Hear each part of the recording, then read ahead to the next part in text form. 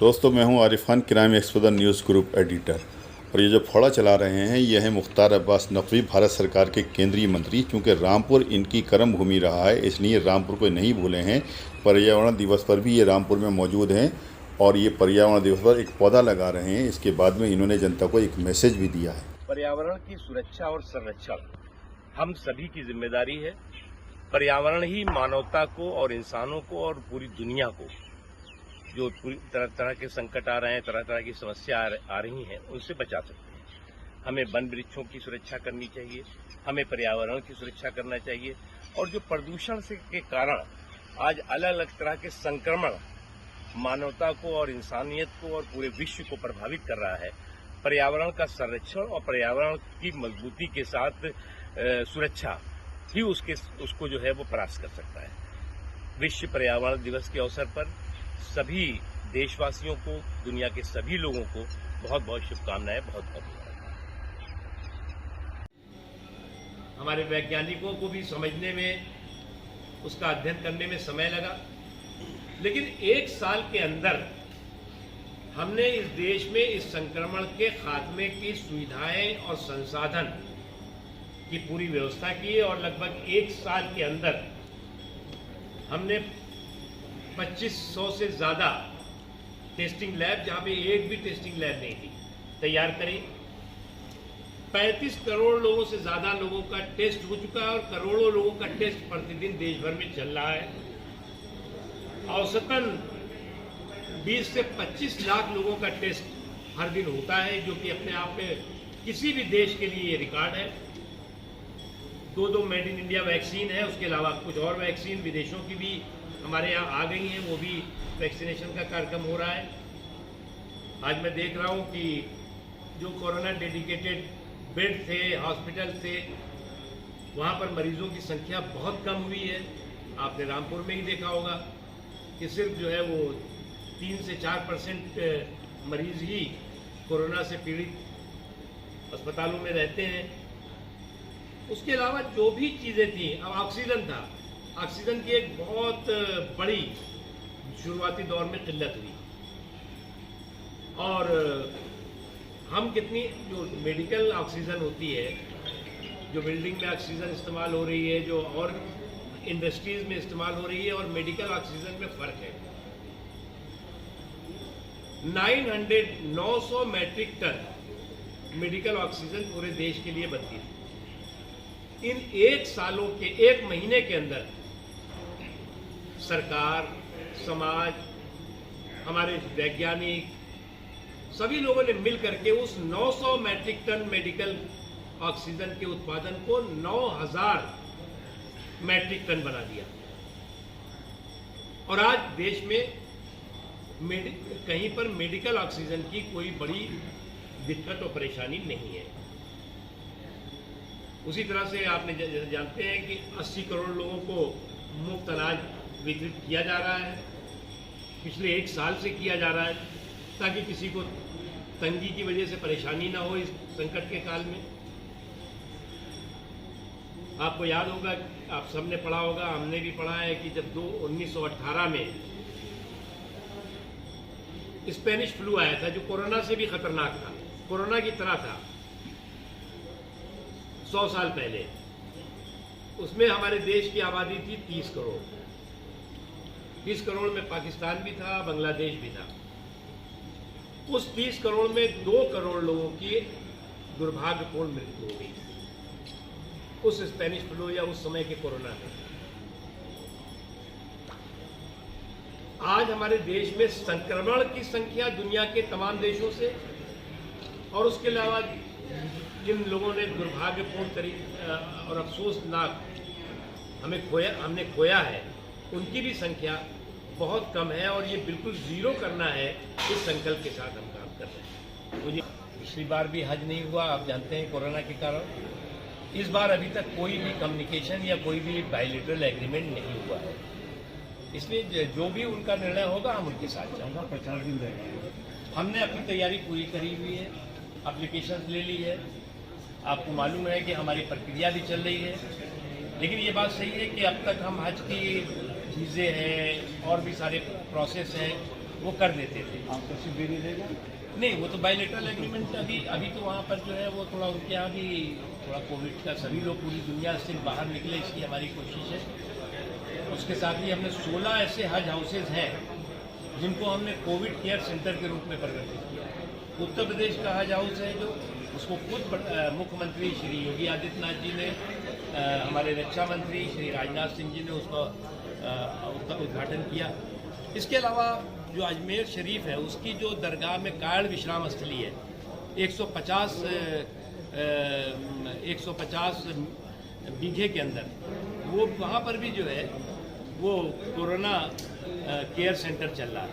इसी तरह से जिस तरह से आप मठ में, मंदिरों में, गुरुद्वारों में सब समाज का हिस्सा, समाज और सरकार मिल करके इस संकट के समाधान में लगी हुई है, उसी तरह से समाज के सभी लोग लगे हुए हैं। जहाँ तक हज का सवाल है, हज जो भी होगा वो निर्भर करेगा सऊदी अरब सरकार के निर्णय के ऊपर और भारत सऊदी अरब सरकार के निर्णय के साथ।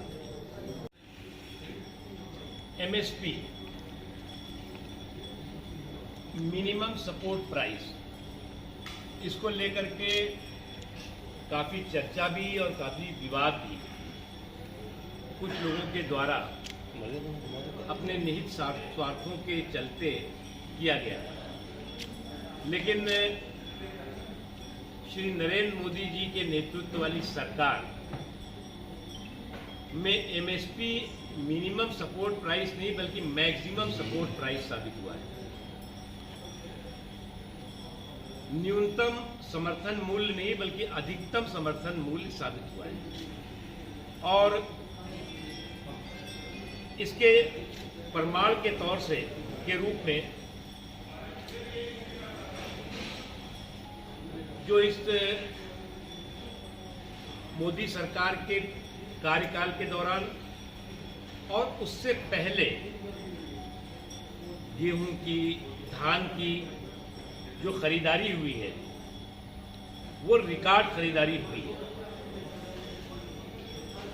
देश में जहां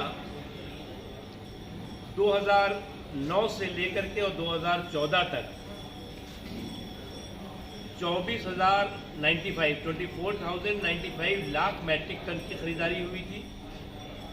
वहीं 2014 से लेकर 21 तक MSP के तहत 43,055 लाख 43,055 लाख मैट्रिक टन धान की खरीदारी हुई है, जो अपने आप में देश के इतिहास में रिकॉर्ड है। उसी तरह से 2009 से लेकर 2014 के बीच में देश भर में 1394 लाख मैट्रिक टन गेहूं की खरीदारी हुई थी, जबकि मोदी जी के शासनकाल में 2014 से 21 के बीच में 21,088 लाख मैट्रिक टन गेहूं की खरीदारी की गई है।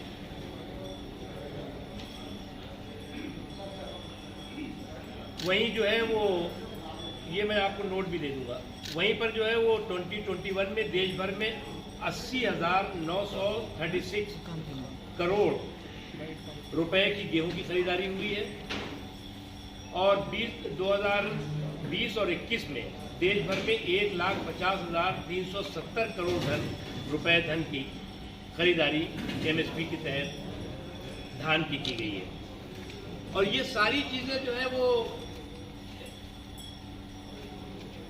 DBT के जरिए सीधे किसानों के खाते में ये पैसा गया है।